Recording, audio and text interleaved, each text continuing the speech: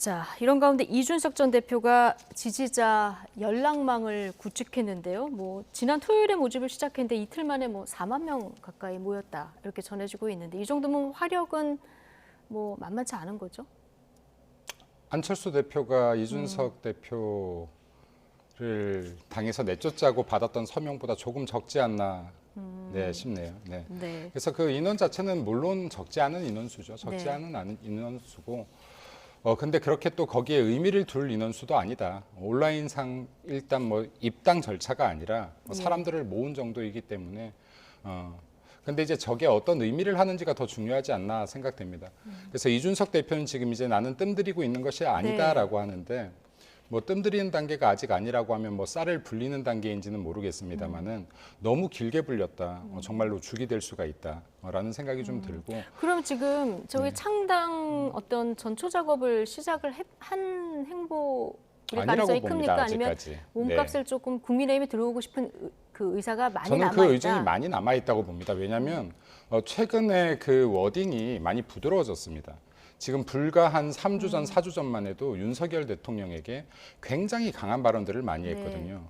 반성해라, 대통령이 반성해야 된다, 환자는 거기에 있다 등의 발언들이 있었는데 지금은 이제 어떤 걸 반성해야 되는지 세 가지로 좀 이렇게 조목 압축을 하고 있는 상황인데 강도가 센 것들은 좀 빠져나간 상황입니다.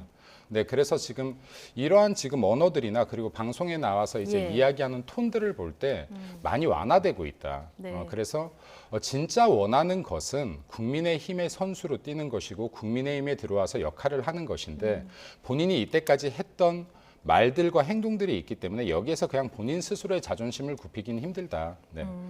그래서 지금 약간은 간접적인 러브콜을 보내고 있다라고도 보여집니다. 그렇게 해석하셨군요. 네. 김민수 대변인 이 말 듣고 내일 발언이 더 세질지도 모르겠습니다. 그럴 수도 있죠. 네, 그럴 수도 있습니다. 예. 네. 매일 인터뷰 하면서 좀 얘기를 쏟아내고 있어서 관심도를 역시 주목하는 그런 부분이 있는 것 같습니다. 자, 이준석 전 대표가 이렇게 새 과시에 나서니까 국민의힘 당 지도부 슈퍼 빅텐트론을 꺼내들었습니다. 이거 견제구를 날린 걸까요? 자, 이 전 대표도 지지 않았는데요. 두 사람 발언 함께 듣고 오시겠습니다. 우리 국민의힘은 나라의 발전적 미래를 고민하는 모든 분들과 함께 슈퍼 빅텐트를 치겠습니다. 보수적 인사의 영입 못지않게 많은 국민의 의견을 대변하는 각계각층의 인물들을 모시는 것 역시 중요합니다. 부정부패 정당이 되어 개딸들에게 휘둘리는 지금의 민주당에게 나라의 미래를 맡길 수 없다는 양심을 지키는 분들이 민주당에 비록 소수나마 있다는 점도 유의 깊게 보고 있습니다. 좀 안타까운 게요. 빅텐트를 치려 그러면은 그 사람의 삶이 빅텐트와 닿아 있어야 되는 겁니다. 김기현 대표의 대표직이 상징하는 것은 무엇이냐면은 당내의 비주류 인사와도 화합하지 못해가지고 몽둥이 찜질하고 내쫓은 다음에 어디다 빅텐트를 펼치겠다는 거냐. 나경원과도 화합 못하고 안철수와도 화합 못하고 유승민과도 화합 못하고 이준석과도 화합 못하는 사람이 어디 가서 빅텐트를 친다는 말입니까? 이준석 전 대표 발언부터 볼까요? 나경원, 안철수, 유승민, 이준석하고 화합 못하는데 무슨 빅텐트냐? 자, 이런 얘기를 했어요. 틀린 말이 하나도 없는 것으로 저는 보여요. 네. 왜냐하면 정치인은요, 국민이 바라보는 시각에 맞는 이미지가 있거든요. 네. 근데 김기현 지금 당대표의 이미지는 그렇게 지도자로 보이지 않습니다. 그냥 대통령에 의해서 탄생했고 대통령 비율을 맞추기 위한 하나의 그냥 신하 정도의 느낌뿐이 지금 사실은 들지 않거든요. 그런 측면에서 보면은 빅텐트를 쳐서 거기 사람을 모이게 한다. 그리고 민주당의 비주류까지 보고 있다. 네. 아니 민주당의 비주류가 김기현 대표한테 기대하는 게 뭐가 있겠습니까?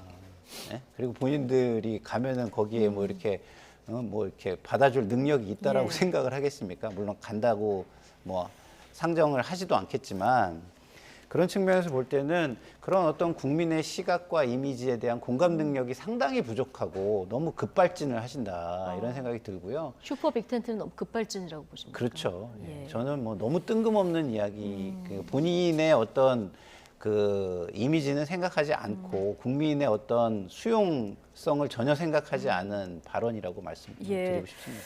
그 지금의 민주당에게 나라의 미래를 맡길 수 없다는 양심을 지키는 분들이 민주당에 비록 소수나마 있다는 점을 유의 깊게 보고 있다. 이 얘기를 앞서 이제 듣고 오셨는데 마침 내일 인유한 혁신위원장이 이상민 민주당 의원을 만납니다. 양양자 의원도 만날 거다 이런 소식도 전해지는데요.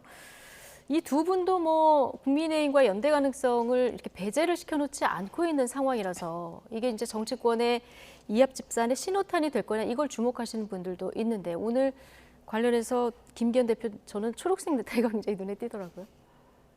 네, 종종 당의 분들이 초록색 넥타이를 멜 때가 있습니다. 네. 네, 멜 때가 있는데 오늘은 어떠한 의미인지는 잘 모르겠습니다. 네. 그리고 뭐 이상민 양양자 의원들 같은 경우가 좀 진보 진영에 있었어도 뭐 이렇게 진보의 색채를 아주 강하게 갖고 있는 분들은 아니었기 때문에 지금 이제 뭐 김기현 당대표가 이야기하는 빅텐트에서 같은 뜻이 모아진다라고 하면 이제 이게 뭐 당의 전략, 총선 전략으로 이렇게 앞으로 더 좀 디테일한 부분들을 설명할 것이라고 보이는데 여기에서 뭐 당이 아니라 제 개인적인 생각을 조금 사견을 덧붙인다라고 하면 매 총선들마다 빅텐트 전략들이 이루어지고 있습니다. 그런데 이게 단순히 사람을 모으는 것에서 끝나서는 안 된다. 반드시 비전을 공유하고 그리고 이 당의 이념을 뛰어넘는 국민들이 감동할 수 있는 비전이 반드시 뒤따라와야 된다. 네. 그래서 이제 이 부분을 어떻게 지금 이제 빅텐트를 이미 발표했으니 이 이후에 어떠한 그림들을 국민들께 보여줄 수 있을 것인가 하는 부분들에 의해서 이 빅텐트가 성공할지 실패할지가 갈리지 않을까라고 생각됩니다. 네. 근데 제가 짧게 하나만 더 말씀드리고 제가 깜빡한 건데요. 빅텐트를 들으면서 또 하나 저는 생각나는 게 있었어요. 대통령 중심의 신당을 다시 좀 약간 띄우려고 그러나 그런 느낌도 저는 좀 들었습니다. 왜냐하면 기본적으로 지금 인요한 혁신위가 뭐 이렇게 그 동력을 계속 하면서 기존의 뭐라 그럴까요? 기득권 세력?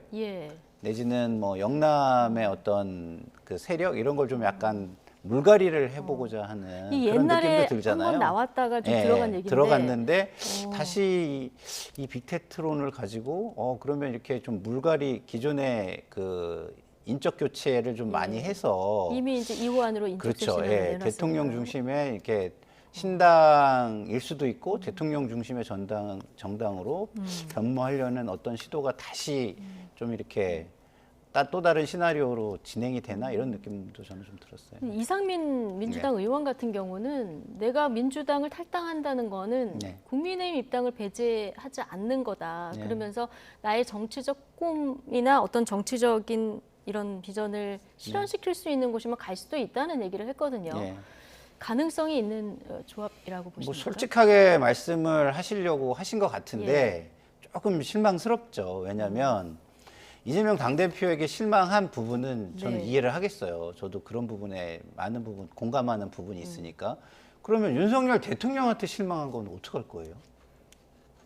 저는 윤석열 대통령한테 실망을 한 국민들이 이재명 당대표를 보고 오지 못하는 것뿐이지 그 분들이 국민의힘으로 그냥 다시 돌아갈 거라고는 저는 생각하지 않거든요. 물론 대통령의 변화가 느껴지는 정도의 변화가 이루어진다면 그렇게 되겠죠. 변화가 느껴지는 정도면 어느 정도를 지금 얘기하시는 대통령의 변화가 느껴지는 정도가 되려면은요, 본인이 했던 부분에 대해서 일정 정도 국민 앞에서 정리를 하고 비전을 밝혀주고 그다음에 그런 새로운 그 행보들을 일정을 통해서 좀 보여주시는 것까지는 가야 국민들은 뭔가 좀 되려나 기대해 볼까 이렇게 변화를 느낄 수 있겠죠. 최근에 좀 비판을 받았던 행보에 대해서 대통령이 직접 좀 정리를 좀 하고 필요가 있다.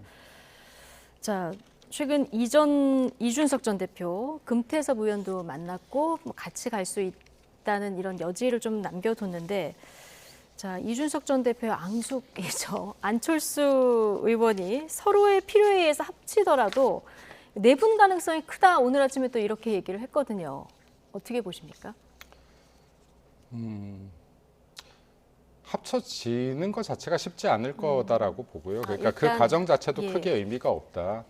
그래서 지금 이제 좀 이제 더하면 사랑 싸움 같을 수 있으니 그만하셨으면 좋겠다라는 좀 생각이 듭니다. 네, 그래서 지금 이제 이준석 대표도 지금 너무 무의미한 비판들을 계속하고 있고 마치 진짜로 어떠한 남의 일이라면은 하나하나 한 건들 못 넘어가는 것 같은 비판들을 네. 보여주고 있고 또 이에 대한 것들이 계속 이슈가 되고 있는데 이제 총선 5개월을 남은 만큼 좀 민주당과 국민의힘이 적절한 긴장 관계 속에서 근데 좀 긍정적인 방향들을 검토한다면 뭐 아까 박사님 얘기했던 것처럼 내년 총선을 앞두고 정치가 진짜 한 단계 발전할 수 있는 긍정적인 변화의 이 시작이 될 수도 있다라고 네. 봅니다.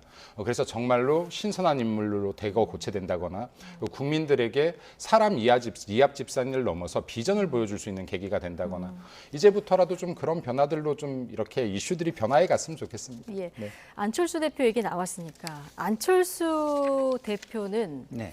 이번 총선에서 어떤 역할을 맡을 수 있을지 본인 지역구는 지킬 수 있을지 어떻게 전망하십니까? 글쎄요, 안철수 대표가 지금 너무 지도자답지 못하게 그냥 이준석 당원 제명 뭐 이런 데 좀 뛰어드신 거예요. 그러면 이것도 좀 약간 급발지거든요. 뭐 제가 뭐 아바타입니까? 이거를 다시 상기시키는 예? 그런 건데 저는 네. 이게 굉장히 큰 안철수 실책이라고 보거든요. 의원인데 좀 전에 대표라고 예, 했습니다. 전 대표시니까 뭐. 예, 의원 네, 네. 수정하겠습니다. 예. 어쨌든 그런 측면에서 이게 계속 이렇게 가면은 저는 존재감이 점점 사라지실 것 같아요. 과거에 본인이 내걸었던 것들이 있잖아요. IT와 관련된 미래 어떤 국가의 어떤 발전적인 예. 모습 이런 거를 이런 이미지하고 자꾸 싱크로나이즈를 시켜야지 그거를 자꾸 어떤 정쟁 본인이 못 참고 사감을 드러내는 정쟁 이런 쪽으로 만약에 이것이 자꾸 표출이 된다면 큰 담론을 가지고 나와. 그렇죠. 그러면 사람들은 지도자로 인정하는 건 점점 줄어들겠죠. 그러면 그 얘기는 뭐냐? 중도 확장성도 점점 줄어든다는 것이고, 뭐 당내의 역할도 줄어든다는 것이고, 예. 결국에 가서는 자기 지역구 정도 지키는 정치인으로 뭐 전락하지 않을까 이런 생각도 듭니다. 예. 아까 그 한동훈 장관이나 이제 이런 분들 그러니까 이런 분들의 중도 확장성이 어떨 것이냐. 그럼 대통령을 비판하면 중도에 좀 확장할 수 있을 것이다. 이런 이야기들도 많이 나오지 않습니까 지금? 근데 누군가를 비판한다고 해서 중도로 확장되는 경우는 없습니다. 네, 비전을 이야기하고 새로움을 이야기해야 되는데 당연히 한동훈 장관도 그러한 변화를 가져올 것이고 아까 말씀하셨다시피 안철수 대표 같은 경우에 그런 달란트를 갖고 있거든요. 그건 과학기술이나 지금 4차 산업시대의 미래 산업에 대한 달란트를 가지고 있는데 그런 부분으로 더 확장해서 국민들에게 비전을 보여주는 쪽으로 가면 좋을 것 같다. 예. 그리고 이게 어떠한 싸움이 났을 때 한 명을 일방 비판해서는 안 되는데 또 그 원인을 상당히 이준석 대표가 많이 깔았다. 네, 그래서 이게 부처나 예수가 아닌 이상 사람이라면 누구나 화가 날 수 있고 네. 그래서 이제까지 정도는 서로 쌍방 가실 정도로 보고 이제 좀 미래 비전을 이야기할 수 있으면 예. 좋겠다라는 생각이 듭니다. 예. 네. 지금 말씀하신 얘기 중에서 중도층은 네거티브에 반응 안 한다. 비전을 좀 제시하는 이런 정치를 했으면 좋겠다는 말에 많은 분들이 좀 공감하실 것 같고요. 짧게? 근데 저는 네. 짧게 좀 말씀드리면 비판이라는 게 뭔가요? 잘못한 부분을 얘기하는 건데 네. 권력자가 잘못한 부분을 이야기하는 건 중도층에서 당연히 환호할 수밖에 없는 거예요. 그건 용기가 필요한 거거든요. 네. 그리고 중도층의 어떤 니즈를 대변해서 비판을 하지 본인 얘기를 하면은 그걸 비판으로 국민이 받아주지도 않아요. 그런 측면에서 보면은 대통령을 비판하면 중도층이 확장되는 거 맞습니다. 할 소리는 해야. 비판은 잘못한 네. 걸 이야기하는 거니까. 네, 만약 알겠습니다. 잘한 거 가지고 하면 그건 비판이 아니라 엉뚱한 소리를 하는 거죠. 예. 지금 뭐 말씀하신 부분은 두 분이 서로 지금 비판하는 이 부분에 대해서 지금 말씀하신 것 같고요.